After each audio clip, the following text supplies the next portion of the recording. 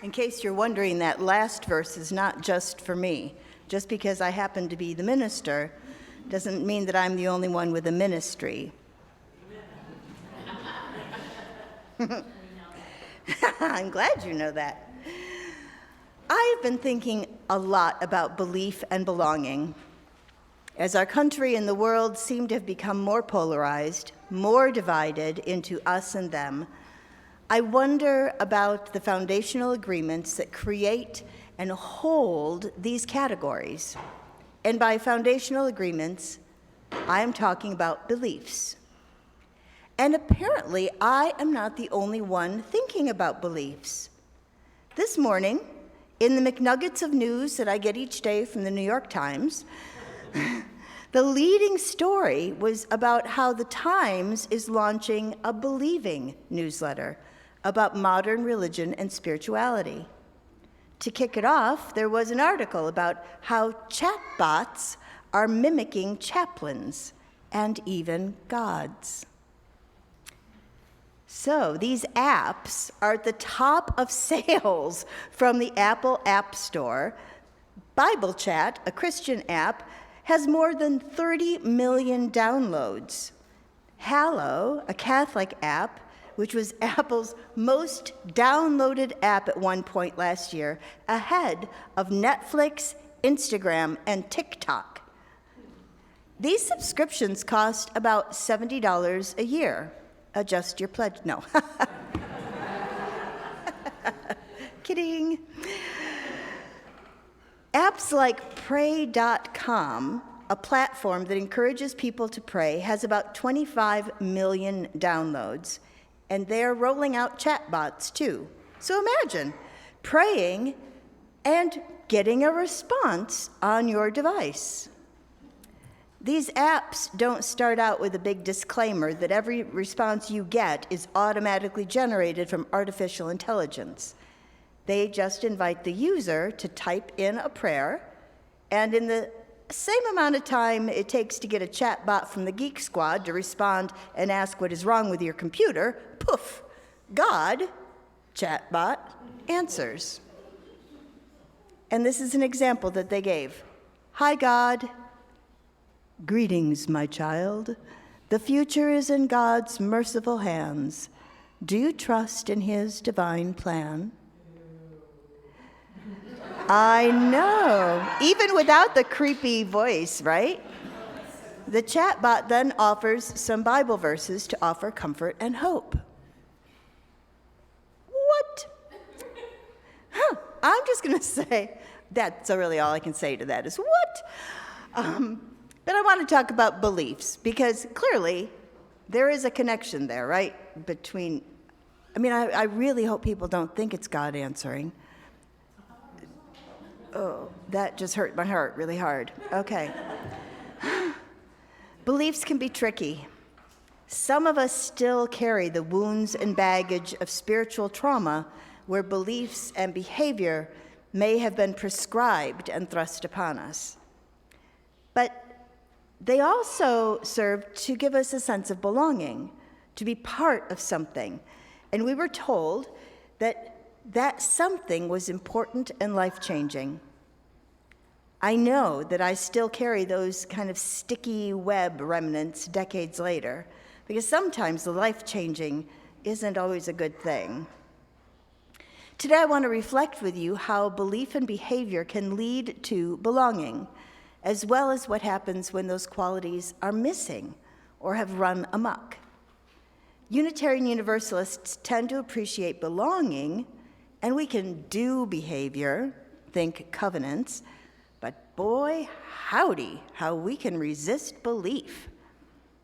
Perhaps you're familiar with the phrase, we need not think alike to love alike.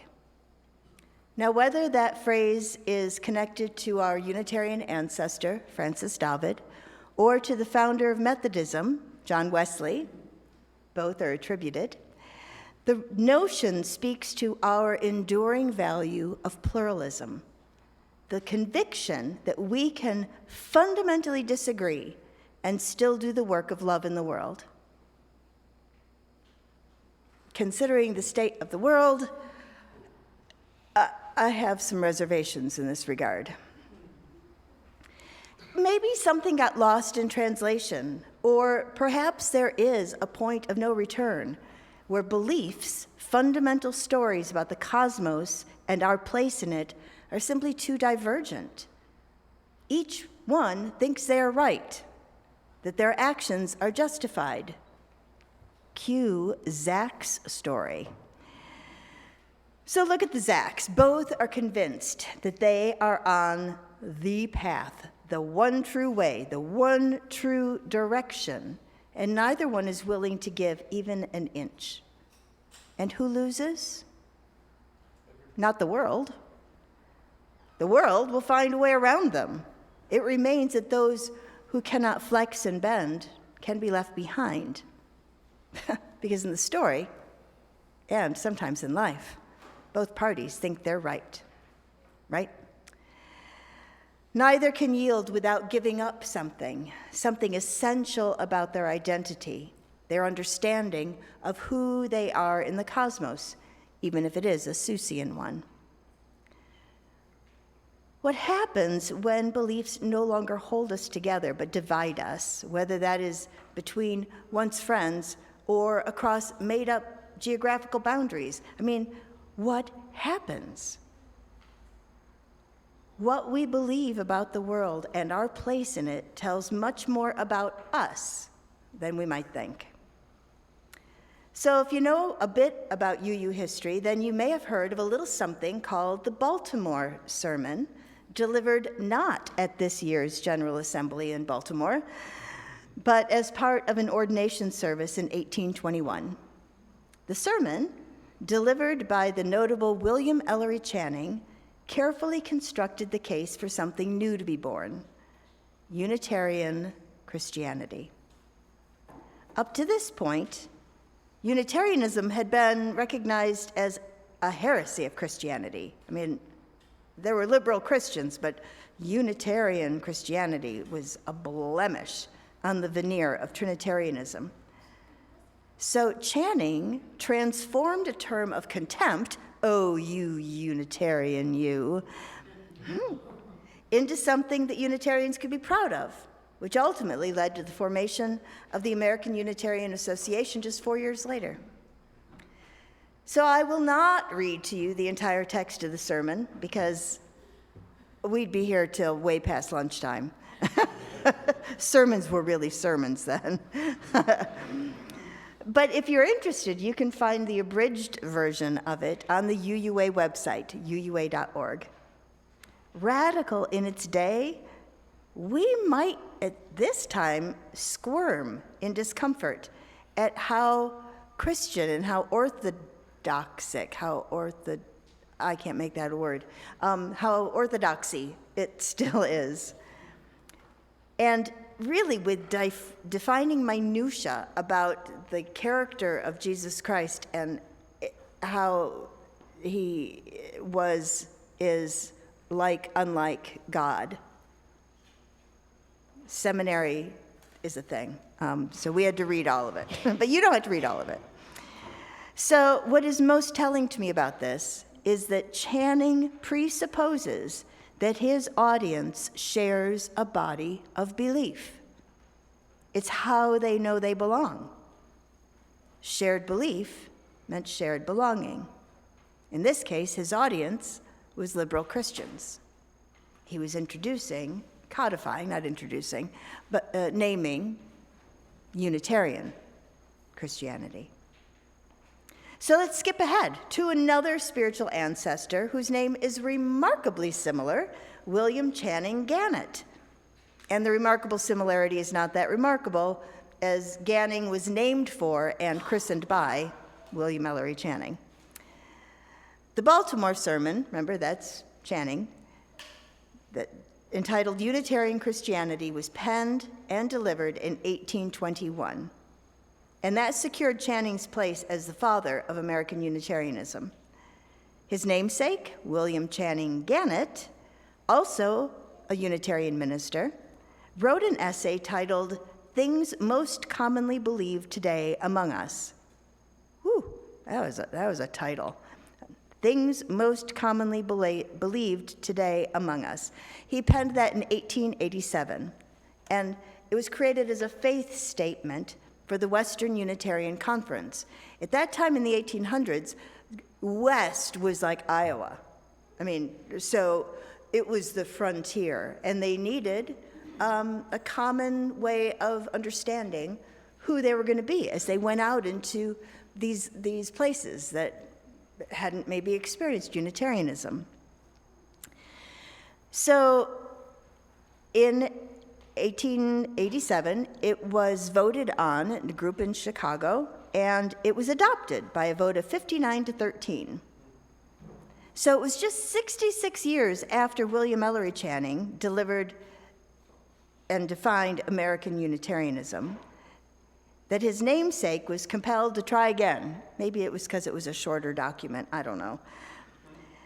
Where Channing freely used the language of God, Gannett writes of the good.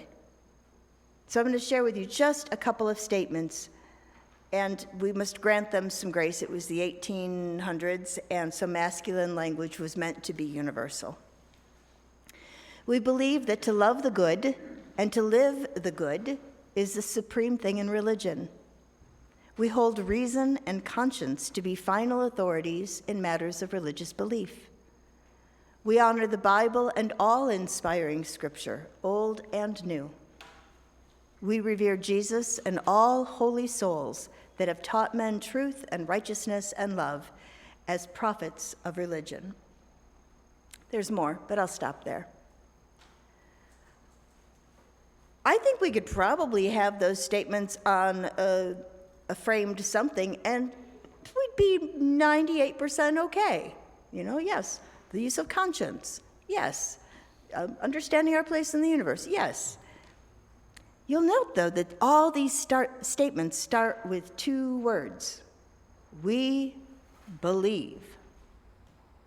That is fundamentally different from we subscribe to, or we value, or even we affirm and promote. I've noticed that there are a variety of active verbs captured, speaking of values, captured in our newly minted value statements, but none of them include the word believe. I think that's interesting. I think it's telling of our time and who we are as a faith community, but I just find it interesting.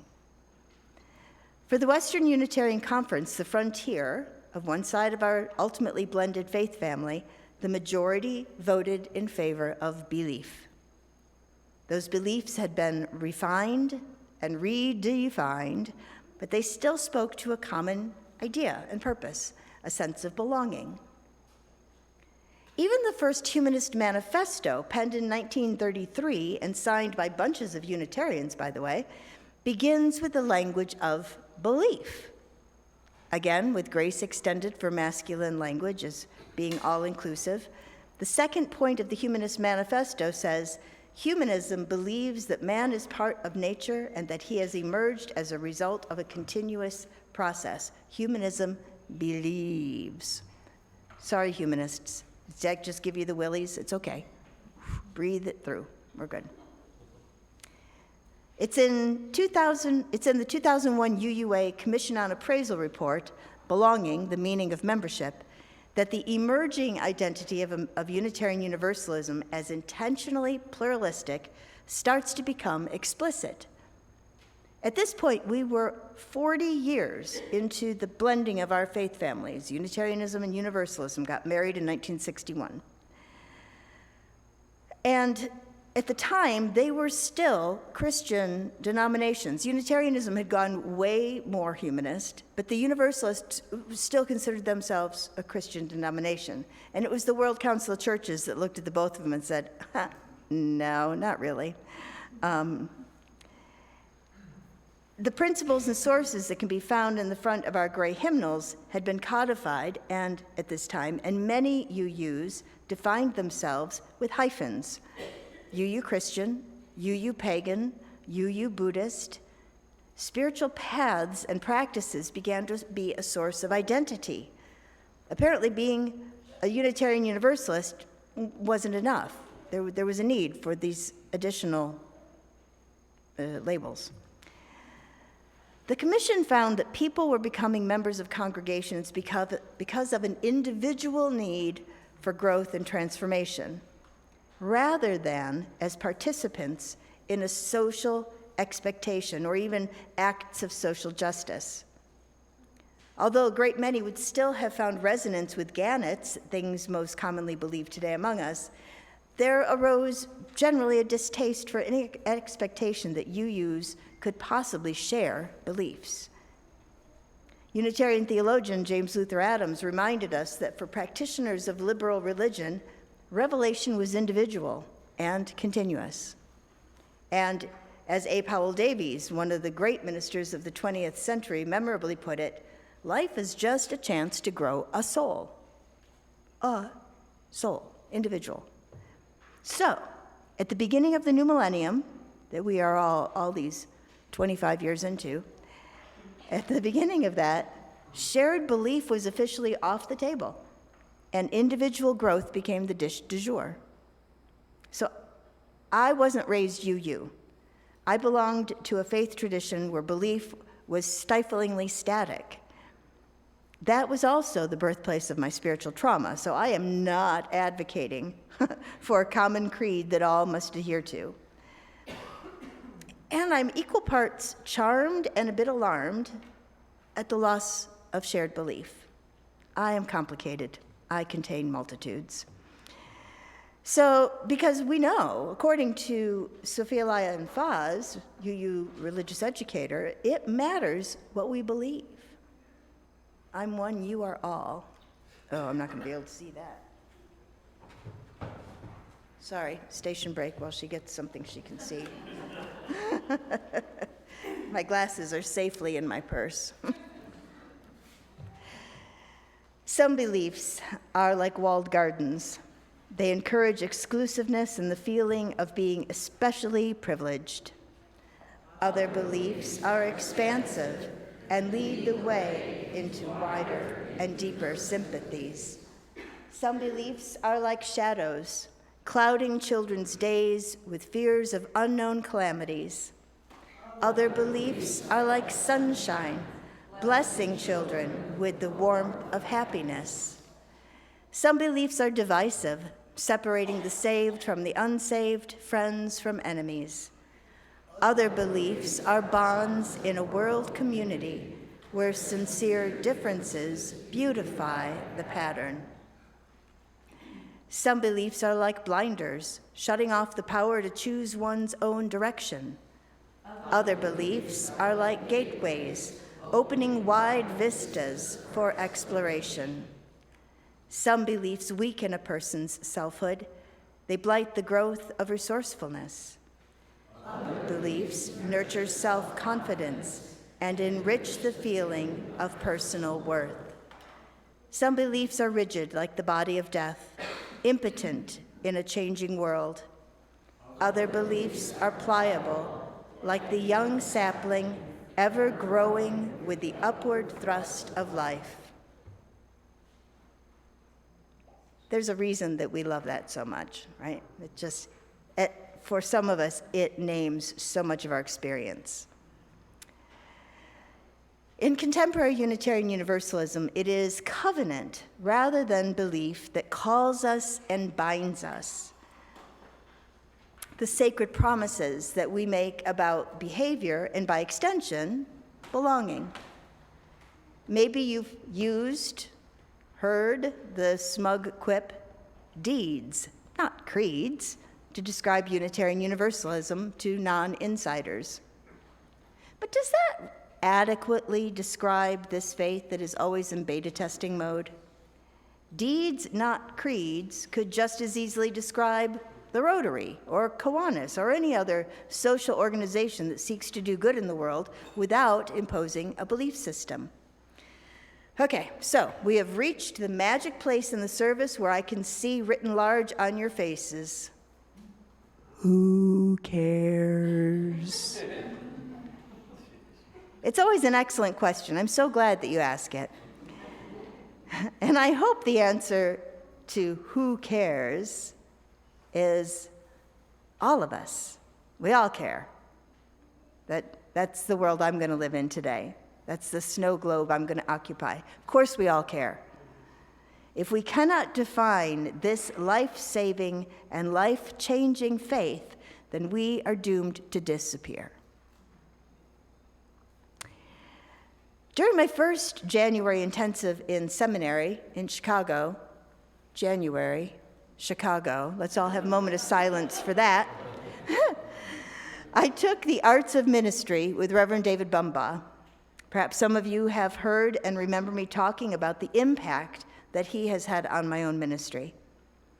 On the first of 5 days of intensive learning and processing, David shared the 3 most important questions we could ask. What do we believe? Whom do we serve? To whom or what are we responsible? These were not questions of personal belief. They were posed as an invitation to get to the foundation of our shared faith, Unitarian Universalism. These questions are so important that some of us actually referred to them, not in David's hearing, as Bumbaugh's Holy Trinity. What do we believe? Whom do we serve? To whom or what are we responsible? We can all recite them in our sleep. In a very personal exploration of liberal religion and the future of Unitarian Universalism that David offered as a lecture in 2008, he challenged UUs to answer what he thought was the most important question. What do we believe? Although his question was met with derision as scorn, as well as sort of a shocked, "How dare you?" he persisted by offering a series of statements that are actually probably commonly believed today among us. Oh, not his statements themselves, like I said, "How dare you?" but the context of his statements. So I'm going to offer you just a quick sampling. We believe that the universe in which we live and move and have our being is the expression of an inexorable process that began in eons past, ages beyond our comprehension, and has evolved from singularity to multiplicity, from simplicity to complexity, from disorder to order. We believe that the earth and all who live upon the earth are products of the same process that swirled the galaxies into being, that ignited the stars and orbited the planets through the night sky, that we are expressions of that universal process which has created and formed us out of recycled stardust. We believe that all living things are members of a single community, all expressions of a planetary process that produced life and sustains it in intricate ways beyond our knowing. We hold the life process itself to be sacred. There's about another page and a half. If evolutionary biology and poetry had a baby, it would be statements like these. These statements, distilled to their essence, are very likely things commonly believed among us. And this belief is not limited to Unitarian Universalists. Science has brought us this far in our understanding that we are not separate from the rest of the cosmos. Unitarian Universalists don't get to believe anything we want. Oh, I know. It makes me sad too. Let's just take a moment. Okay. We cannot believe anything we want. As the late Forest Church would say, we believe what we are compelled to believe, compelled by our values, the findings of science, our experience, all of this in relationship with our life-giving and life-saving faith. Imagine having the freedom to explore new ideas and going into depth with shared beliefs. Having a shared foundation upon which to build a movement that could meet small beliefs, those small divisive beliefs that Sophia Lyon-Faz so meaningfully captured.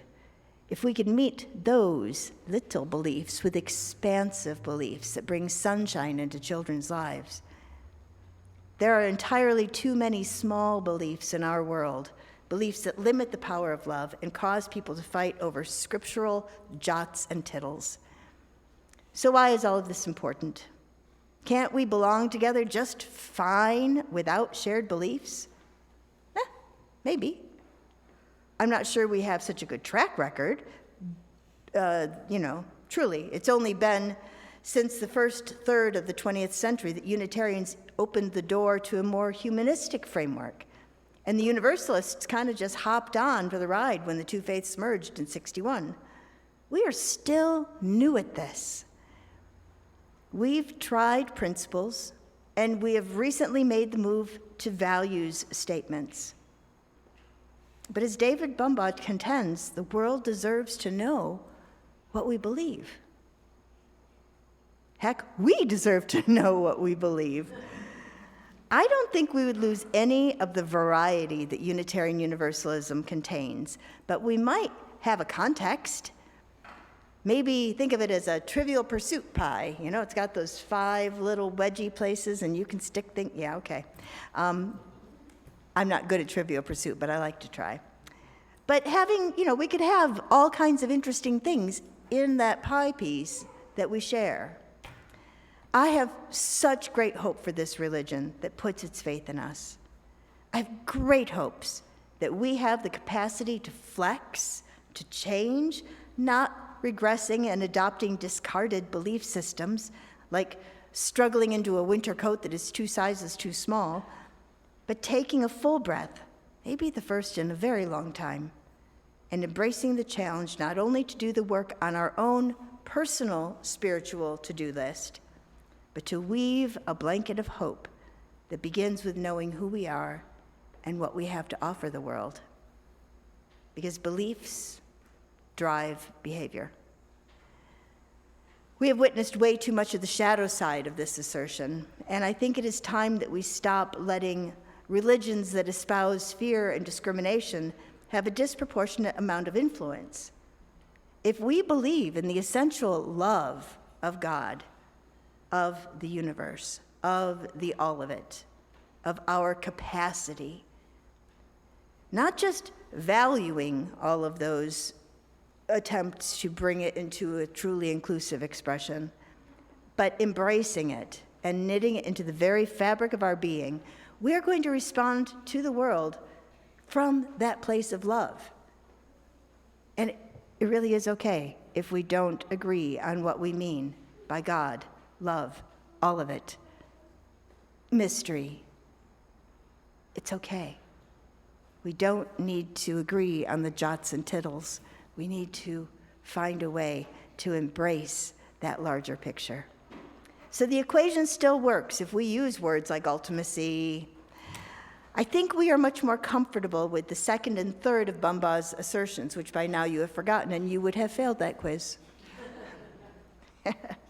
Whom do we serve, and to whom or what are we responsible? These are questions that invite action, and we love action. But our action must be rooted in something so strong that it will hold us when we fall and fail. I suggest that a shared understanding of beliefs based in reality and sweetened with poetry may be just what we need, because it does matter what we believe. Our deepest beliefs create the nest of belonging and keep our behavior loving.